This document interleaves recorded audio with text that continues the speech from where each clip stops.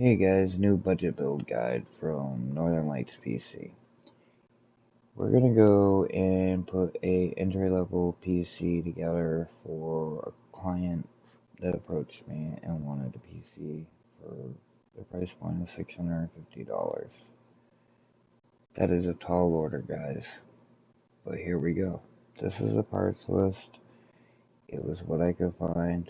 All components are brand new, besides one, and I will give the buyer a warranty on the one component that's not brand new for 1 year. So let's jump into the build guide. As you can see, I got it pulled right up here, right on the screen. It's just the EVGA GTX 1070. It was a beast in its day.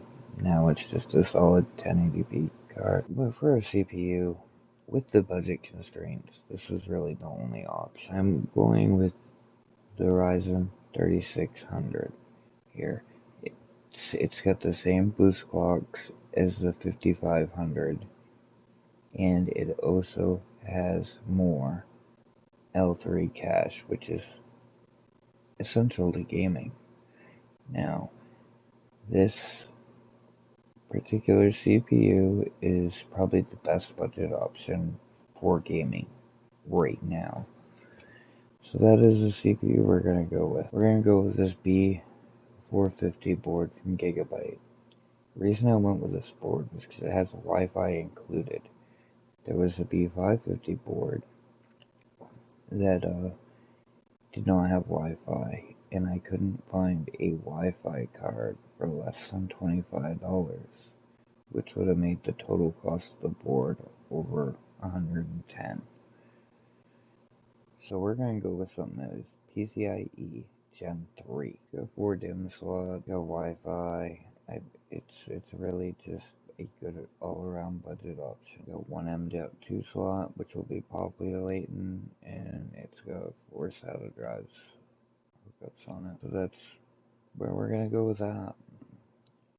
Next, we're gonna go with the Previa ATX SV700 Spirit. Now, I know this isn't rated on the PSU cultist list, but I have been using this power supply in all my budget rigs for 2 years now. And not one of them have failed. I have had 0 problems with them. So that's where we're going to go with that. It's got the connectivity, so if he decides to upgrade the GPU, it gives him the connectivity to be able to go to that without replacing the power supply. And our next thing up on the board is gonna be a RAM kit. Now, as you can see, we sacrificed some performance here on a white PC build because I promised the customer that they would get some aesthetics with this build. This is a 2 by 8 gigabyte kit of CL16 3200 megahertz RAM. It is RGB RAM. It's going to look super clean in there. This is definitely the budget option today for white PC build. Next, we have our drive.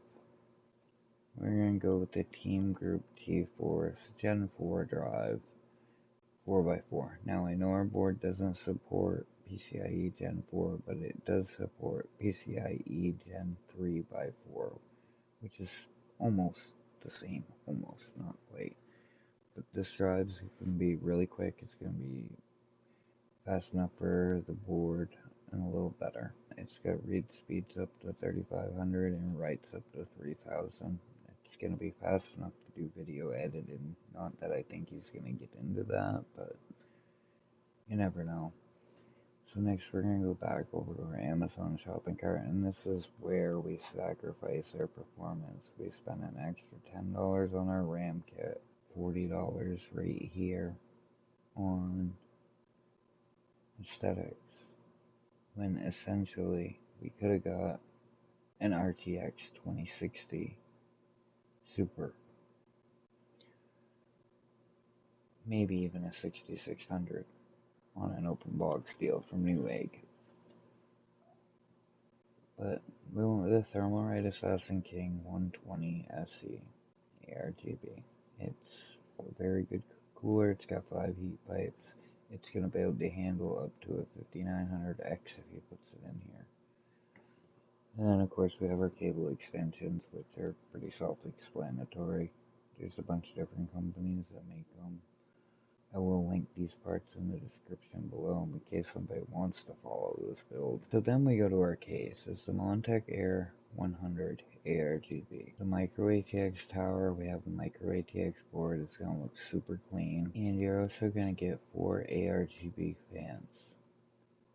And it also comes with an RGB controller in the back. This is my #1 pick for a white case.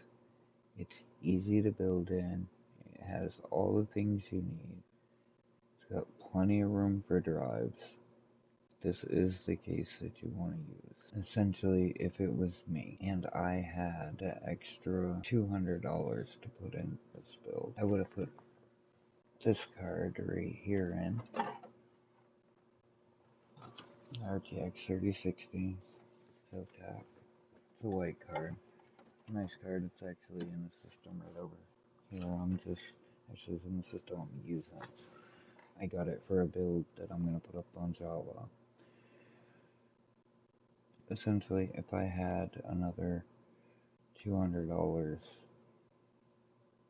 maybe $250, I would have put this board in and added a Wi-Fi card to it.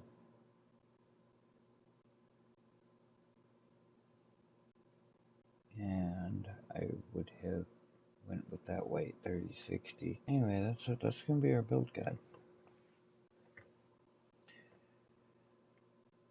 So when we go to our Newegg car, we see it's $255 with tax.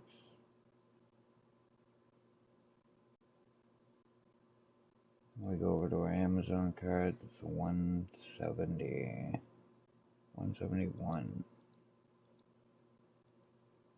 And then we go to our Java checkout car is 105.